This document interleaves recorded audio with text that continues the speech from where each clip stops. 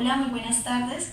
Nosotros somos estudiantes de Uniminuto de Psicología y hoy queremos entrevistar a el psicólogo Jonel. Hola, Jonel. ¿Cómo están? Bien, ¿nos puedes hablar, podemos iniciar hablando un poco de tu carrera como psicólogo?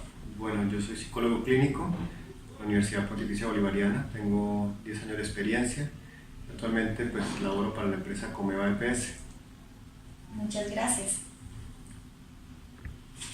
Bueno, vamos a empezar la entrevista con el psicólogo Jonel.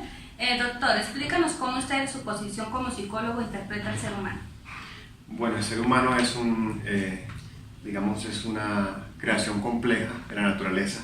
Es el resultado de muchos años de evolución de la naturaleza. Es, un organismo que siempre está en proceso de creación y de descubrimiento, en medio de todos los seres vivos es el único organismo vivo que se pregunta a sí mismo qué está haciendo, es decir, esa curiosidad o ese beneficio de la duda o ese afán de conocer más sobre lo que le rodea es lo que hace interesante al ser humano, y de ahí pues su componente psicológico, emocional e histórico. Gracias. Continuamos con la segunda pregunta. El humanismo consiste en el estudio del ser en su totalidad y actitud vital, sus valores morales, entre otros, teniendo en cuenta su concepto de psicología humanista. ¿Cómo podemos aplicar dentro de la psicología? Bueno, yo creo que la psicología humanista nace a partir de hechos trágicos de la historia de la humanidad y unos desarrollos posteriores del psicoanálisis y de teorías psicológicas que ya no tenían cabida, en el periodo de la modernidad. La psicología humanista busca rescatar ese sentido ontológico del ser humano, ese sentido de la existencia, el sentido por la vida, más no ligarse a ciertas reglas o leyes o principios de comportamiento que de alguna forma hacían que el ser humano se viera como algo mecanizado y manipulable. El conductismo y el psicoanálisis nos dio una visión un tanto instrumental y hasta cierto punto, para algunos autores, negativa sobre el ser humano, y la psicología humanista empezó a generar un cambio en la visión y la percepción del ser humano, generándole ideas a los profesionales y a la ciencia y a la sociedad en general, una visión más optimista, una visión de potencial acerca del individuo, es decir, que el individuo puede lograr en medio de cualquier adversidad superarse a sí mismo y lograr mantener una salud mental. Gracias. Basándonos no tanto que el paciente empiece a recabar en su pasado, sino en construir algo que en estos momentos es clave en cualquier relación profesional, ya sea médico, ya sea odontólogo, ya sea psicólogo, etc. Es la relación médico-paciente a través de un concepto que ahora se maneja incluso hasta en marketing, que es la empatía, ¿sí? Entonces Carl Rogers nos redescubrió el concepto de empatía, lo puso en términos operativos y básicamente es el aporte más importante de Carl Rogers en toda su terapia central del cliente. ¿Qué es la empatía? En términos psicoterapéuticos es la capacidad que tiene el profesional o el psicólogo de compenetrarse, de entrar en el mundo o de sintonizarse afectivamente o con sus emociones en lo que está vivenciando el paciente en ese momento.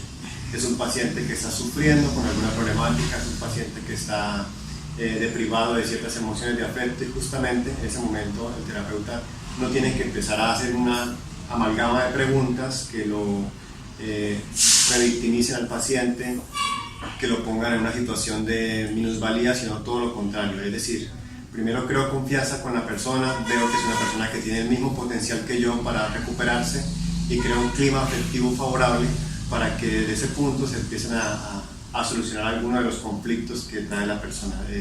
El aporte de Carl Rogers es que a través de la empatía es el primer punto para una posible cura o una posible resolución de todos los problemas, trastornos y conflictos de un ser humano. Bueno, muchas gracias. La cuarta pregunta es, Víctor Frank introdujo en la psicología la logoterapia como una fuente de análisis existencial humanista en la intervención al paciente, donde logo significa sentido o significado. En base a esto, ¿qué tipo de pacientes cree usted que es dirigida la logoterapia y cómo podríamos aplicarla? Bueno, Víctor Frank es uno de los pioneros junto con Carl Rogers de la psicología humanista. pero especialmente tomó más fuerza y más, digamos, más moda a través de su libro El hombre en busca de sentido. Viktor Frankl vivió una experiencia muy dolorosa y muy difícil en los campos de concentración, y a partir de esa situación de resiliencia pudo hacer unas observaciones muy importantes y transformar un poco los abordajes terapéuticos. Él con su logoterapia pues básicamente la proyectó a cualquier tipo de persona, pero especialmente a personas que han tenido dificultades con otros modelos terapéuticos como el cognitivo, el psicoanálisis, y eran personas que tenían situaciones traumáticas de larga data, situaciones de pérdida de sentido de subsistencia, como ideas de suicidio, depresiones de larga data, sin tratamientos efectivos. Él diseñó una forma de construir una terapia basada en lo filosófico, o sea, en lo ontológico, en el existencialismo, es decir, empezar a buscar el por qué razón estamos en este mundo y empezar a través de nuestras acciones, de nuestro lenguaje, de nuestro discurso y nuestras relaciones, empezar a construir cosas que tengan significado y que tengan simbologías afectivas positivas, es decir, que cada cosa que hagamos en nuestra vida tenga un significado no solamente instrumental ni material, sino un significado trascendental, desde una relación con los hijos, desde una relación con la mamá, desde una relación laboral. En donde quiera que estemos, debemos estar alimentando de sentido en cada cosa que hacemos. Eso hace que nuestra vida tenga significado, que tenga sentido, y que tras cualquier adversidad nosotros podamos salir adelante, porque jamás hemos perdido el sentido de lo que hacemos, es decir, nuestro norte, nuestro para qué, nuestro por qué y nuestro cómo. Gracias. La pregunta número 5. La corriente humanista de la psicología ha tenido afinamiento y ha compartido hipótesis con diferentes corrientes.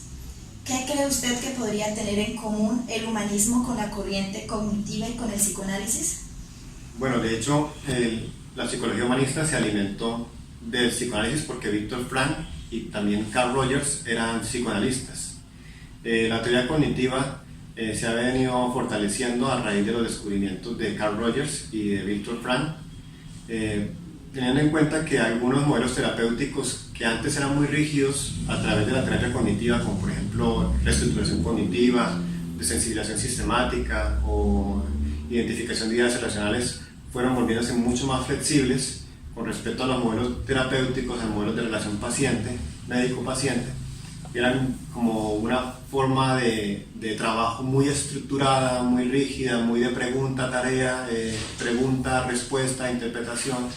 Y con el paso del tiempo, a raíz de los aportes no solamente de la psicología humanista, sino también de la psicología gestáltica, se fueron alineando algunos elementos que aportaban al modelo terapéutico.